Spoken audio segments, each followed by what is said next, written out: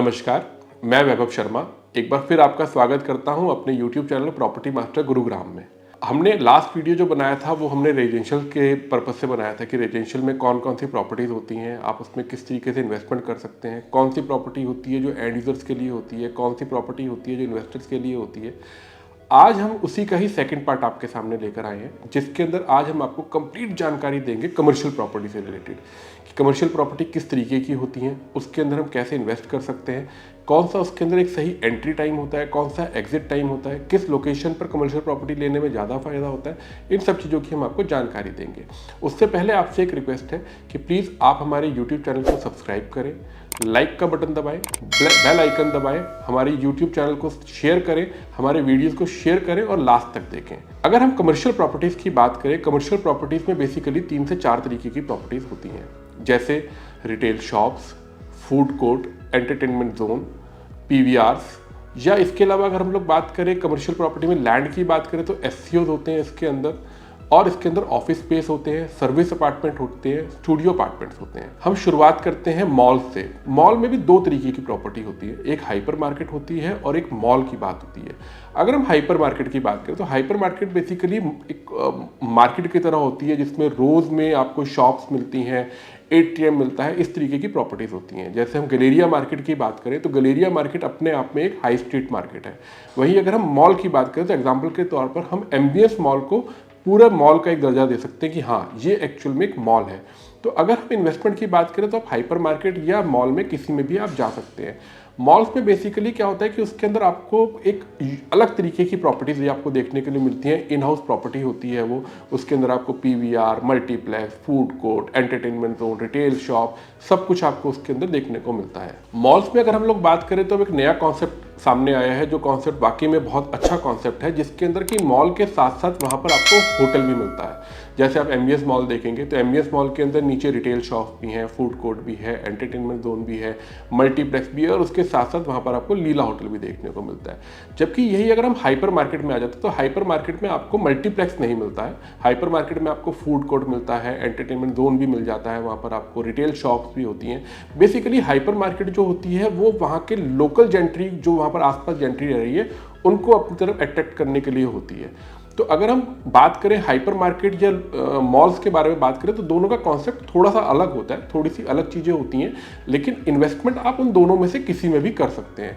Basically क्या होता है, जब हम देखते हैं कि मॉल्स के अंदर लोग जाने से पहले एक बार ये सोचते हैं ये प्रॉपर्टी हमारी रेडी हो जाए तब हम इसके अंदर एंटर करेंगे, अभी शुरुआती दौर है, अभी इसके अंदर एंटर करना ठीक है या नहीं है, बहुत सारे ऐसे सवाल होते हैं।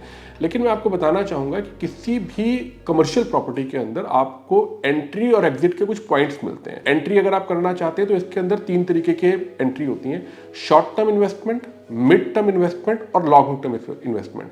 शॉर्ट टर्म इन्वेस्टमेंट बेसिकली वो होती है जब हम कोई प्रॉपर्टी है, कोई कमर्शियल प्रॉपर्टी है, वो प्री लॉन्च में है, तो उस टाइम पर आप उसके अंदर एंटर कर सकते हैं। उसमें क्या होता है कि कुछ इन्वेस्टर्स इस तरीके के होते हैं जो कहते हैं कि नहीं, हम शुरुआत में नहीं जाएंगे, थोड़ा हम इसका स्ट्रक्चर बनता हुआ देख लें, बिल्डर की कंस्ट्रक्शन देख लें कि कितनी स्पीड से चल रही है, हम तब एंटर करेंगे। तो जो शॉर्ट टर्म इन्वेस्ट करते हैं उनके पास में एग्जिट का अगला पॉइंट होता है मिड टर्म में, यानी कि जब स्ट्रक्चर खड़ा हो रहा है उस टाइम पर वो वहाँ से एग्जिट कर सकते हैं। शॉर्ट टर्म इन्वेस्टमेंट में जब जा रहे हैं, अगर उनका आगे चलकर माइंड चेंज होता है कि नहीं हमें तो आगे तक रुकना है, इसकी ग्रोथ अच्छी दिख रही है, हमें प्रॉपर्टी की कंस्ट्रक्शन अच्छी दिख रही है, या साल 2 साल बाद हमें वहाँ पर दिख रहा है कि हाँ यहाँ पर कनेक्टिविटी अच्छी हो रही है, आसपास यहाँ पर रेजिडेंशियल एरिया बढ़ने वाला है, तो वो लॉन्ग टर्म के लिए भी इन्वेस्ट उसके अंदर कर सकते हैं। देखिए, रियल एस्टेट का एक सीधा सा एक फंडा है, एक टैगलाइन है रियल एस्टेट की, don't wait to buy real estate, buy real estate then wait. यानी कि आप कभी भी कोई रियल एस्टेट प्रॉपर्टी अगर खरीदने के लिए जा रहे हैं और आपको लग रहा है कि हाँ यहाँ पर सब कुछ ठीक है, तो आप उसको खरीदने में देरी ना करें, आप उसको खरीद लीजिए। हाँ, आप उसको वेट करिए। 101% इस बात की श्योरिटी होती है कि रियल एस्टेट का आप कोई भी प्रोडक्ट उठाकर देख लीजिए, आज तक किसी भी प्रोडक्ट के अंदर ऐसा नहीं हुआ कि जिसके अंदर लोगों ने वेट करी हो और उसके अंदर एप्रिसिएशन ना आई हो। एमबीएस मॉल को अगर हम देखते हैं, या हम कनॉट प्लेस को देखते हैं, या हम किसी और इस तरीके की मार्केट को देखते हैं, गलेरिया मार्केट को देखते हैं, जिसके अंदर लोगों ने वेट किया कि हाँ इसके अंदर हम रुकते हैं, थोड़ा इसके अंदर पॉज लेते हैं कि इसके अंदर हमें एप्रिसिएशन मिलेगी, डेफिनेटली उसके अंदर लास्ट में जाकर उस उसमें आपको बहुत अच्छी एप्रिसिएशन देखने को मिलती है। इसी तरीके से मॉल्स की जहां हम बात कर रहे थे कि short term, mid term, long term investment की, तो अगर आप शॉर्ट टर्म इन्वेस्टमेंट चाहते हैं तो आप मिड में कभी भी उसके अंदर से एग्जिट कर सकते हैं अपने प्रॉफिट के साथ में।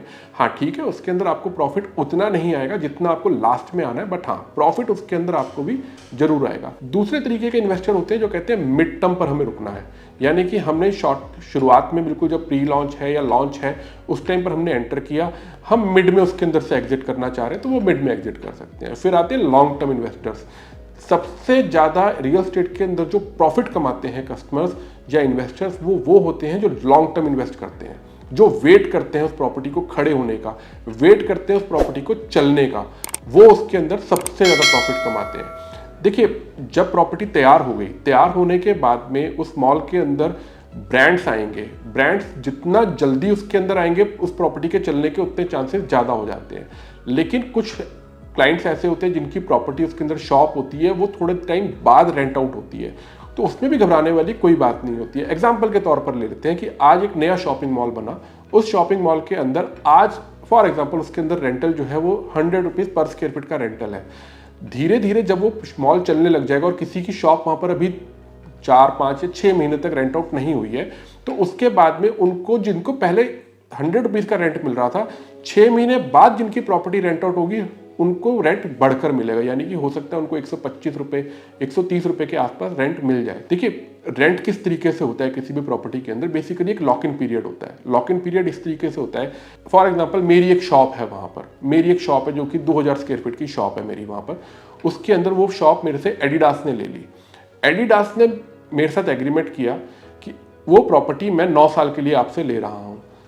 कमर्शियल प्रॉपर्टी के अंदर जिस तरीके से अगर हम रेजिडेंशियल प्रॉपर्टी की बात करें और रेंट की बात करें, रेजिडेंशियल प्रॉपर्टी के अंदर हर 11 महीने पर रेंट इंक्रीज होता है, जबकि कमर्शियल प्रॉपर्टी के अंदर वही जो इंक्रीमेंट होता है वो हर 3 साल पर इंक्रीमेंट होता है। तो 3 साल पर जब वो इंक्रीमेंट होगा तो 3 साल का एक लॉक इन पीरियड होता है उसके अंदर, कि 3 साल के बाद में उसके अंदर फिर से रेंट होगा। लीज गारंटी जो उसके अंदर, लीज एग्रीमेंट जो होता है वो 9 साल का होता है, लॉक इन पीरियड जो होता है वो 3 साल का होता है। वो हर 3 साल के बाद में वो एक्सटेंड होता चला जाता है, क्योंकि जो भी ब्रांड्स वहाँ पर एंटर करते हैं वो ब्रांड्स उसके अंदर एक लॉन्ग टर्म के लिए आते हैं। तो अगर आपकी प्रॉपर्टी बहुत जल्दी रेंट आउट नहीं हुई है तो भी आपको घबराने की जरूरत नहीं होती है, आराम से रेंट आउट करिए आप उस प्रॉपर्टी को, आप उसके अंदर फिर भी और अच्छा बेनिफिट ले सकेंगे।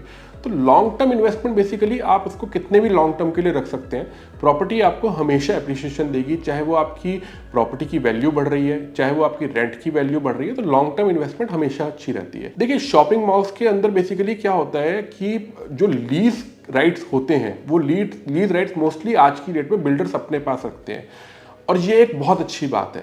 अच्छी बात कैसे है वो मैं आपको बताता हूँ। नॉर्मली क्लाइंट्स होते हैं वो कहते हैं कि मैं मेरी प्रॉपर्टी है, मुझे एक शॉप मिल गई है, ताला चाबी मेरे पास है, मैं उसको खुद रेंट आउट करूँगा।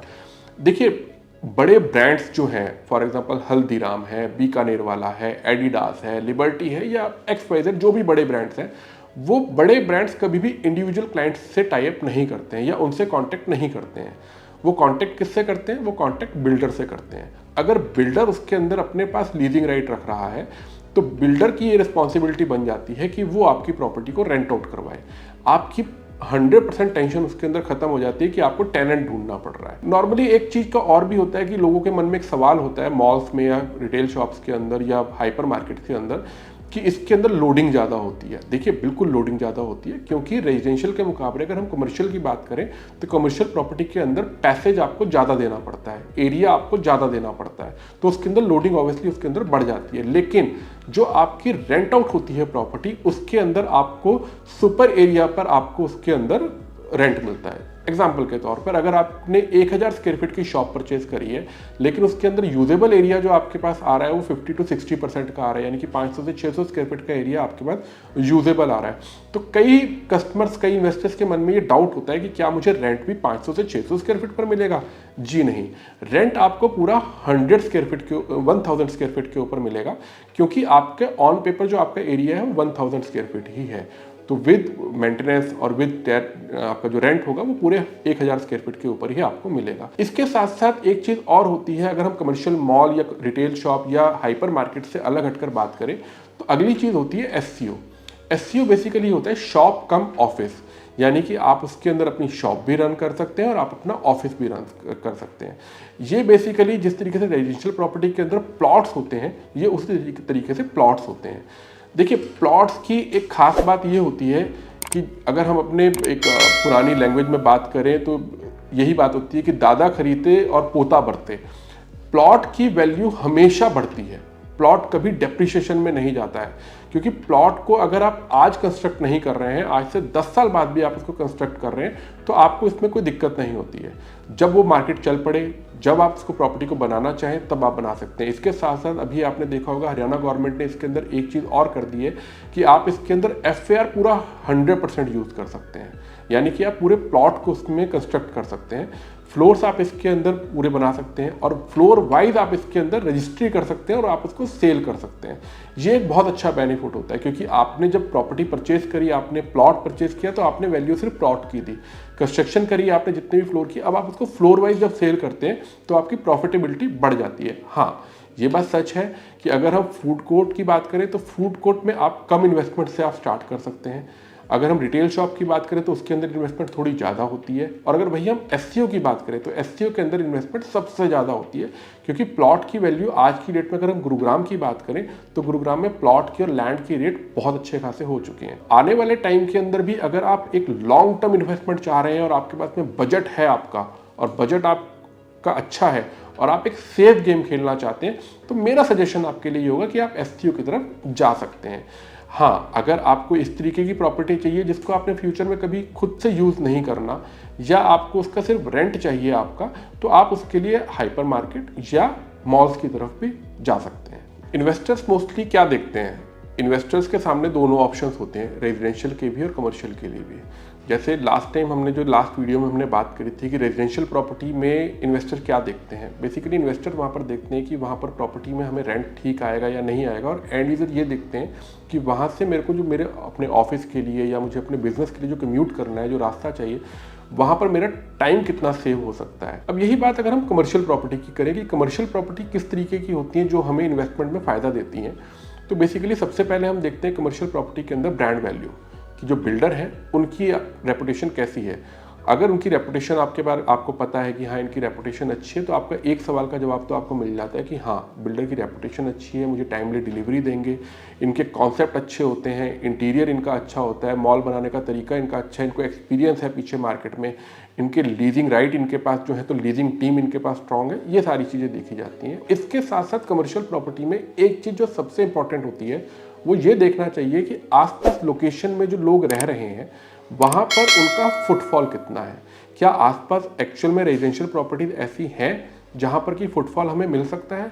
अगर आपको ये चीज़ वहाँ पर कॉन्फिडेंस देती है कि हाँ यहाँ पर हमें आने वाले टाइम के अंदर फुटफॉल अच्छा मिलेगा, तो आप ऐसी प्रॉपर्टी के अंदर इन्वेस्ट कर सकते हैं। आप उसके लिए हमारी हेल्प ले सकते हैं। हम आपको बता सकते हैं कि आने वाले टाइम के अंदर ये प्रॉपर्टी है जो बहुत अच्छी ग्रो करेगी, क्योंकि बेसिकली हमारा जो काम है, हमारा काम एंड यूज़र के साथ तो है ही है, हम इन्वेस्टर के साथ भी अपने बहुत अच्छे तरीके से मेंटेन करके चलते हैं उनकी चीज़ों को, उनके रिलेशंस को, ताकि इन्वेस्टर्स को हम जो भी प्रॉफिट उसके अंदर दिलवा सकें वो टाइम टू टाइम हम उनको दिलवाते रहें, चाहे उनको सही टाइम पर एंट्री करवाना है, चाहे उनको सही टाइम पर एग्जिट करवाना है। कमर्शियल प्रॉपर्टी का एक सबसे बड़ी एडवांटेज ये होती है कि कमर्शियल प्रॉपर्टी जब रनिंग में एक बार आ जाती है तो वो जितनी पुरानी होती जाती है वो उतनी फेमस होती जाती है। अगर हम अपने एक टाइम की बात करें कि अगर हम डॉक्टर की बात करें, हमारा फैमिली डॉक्टर जो होंगे वो फैमिली डॉक्टर हमारे जहाँ पर एक बार बैठे हुए हैं, चाहे वो बैठे हुए हैं या आगे चलकर उनके बच्चे वो डॉक्टर हो जाते हैं, तो वो उसी क्लिनिक को रन करते हैं। क्यों? क्योंकि वहाँ पर उनके पेशेंट्स जो होते हैं उनको पता होता है कि हाँ ये डॉक्टर हैं, ये डॉक्टर अच्छे हैं, अच्छा खासा इनके पास एक्सपीरियंस है। तो वो शॉप जितनी पुरानी होती चली जाती है वो उतनी ज़्यादा ग्रो करती है। इसी तरीके से अगर हम आसपास अपने राशन वाले को देखें तो राशन वाले की दुकान जितनी पुरानी होगी वो उतनी फेमस होगी। हम नॉर्मली लैंडमार्क भी करते हैं कि रोशन लाल करियाने वाले की दुकान के पास मेरा घर है, ये एक ना अपने आप में लैंडमार्क बन जाता है। इसी तरीके से जो प्रॉपर्टीज़ होती हैं, कमर्शियल प्रॉपर्टीज़ होती हैं, वो भी अपने आप में एक टाइम पर जाकर एक लैंडमार्क बन जाती हैं। जब वो लैंडमार्क बन जाती हैं तब आपकी उस प्रॉपर्टी के अंदर एप्रिसिएशन बहुत अच्छे तरीके से आ जाती है।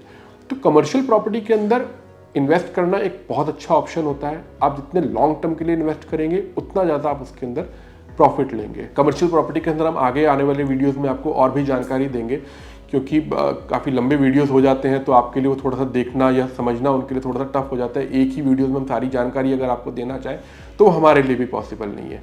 लेकिन हाँ, टाइम टू टाइम हम आपको अच्छी जानकारियाँ लेकर आपके सामने जरूर आएंगे। अगर आपकी भी कोई क्वेरी है, आपका कोई सवाल है आपकी प्रॉपर्टी से रिलेटेड, तो हमारी आपसे रिक्वेस्ट है, आप हमें कॉल कर सकते हैं, हमें व्हाट्सएप कर सकते हैं, नीचे कमेंट कर सकते हैं, ताकि हम आगे जो वीडियोस आए उसके अंदर आपकी उन क्वेरीज का, उन सवालों का आपको जवाब दे सकें। बहुत सारे ऐसे सवाल होंगे जिनके जवाब आपको ना मिलते हो, तो हम पूरी कोशिश करेंगे कि आपको उन सवालों के बिल्कुल सही और सटीक जवाब देते रहें। लास्ट में फिर मैं आपसे एक बार रिक्वेस्ट करूंगा कि हम आपके सामने टाइम टू टाइम बहुत अच्छी जानकारियां लेकर आने की पूरी कोशिश करते हैं, जो कि अच्छी इन्फॉर्मेशन हो आसपास की लोकेशन को लेके, नए प्रोजेक्ट्स के बारे में, चाहे वो रेजिडेंशियल हैं, चाहे वो कमर्शियल हैं, चाहे वो आपके एंड यूज़ के लिए बेनिफिशियरी हैं वो प्रोजेक्ट, या आपकी इन्वेस्टमेंट के लिए अच्छे वो प्रोजेक्ट हैं, हम आपके लिए जानकारी लेकर आते रहते हैं।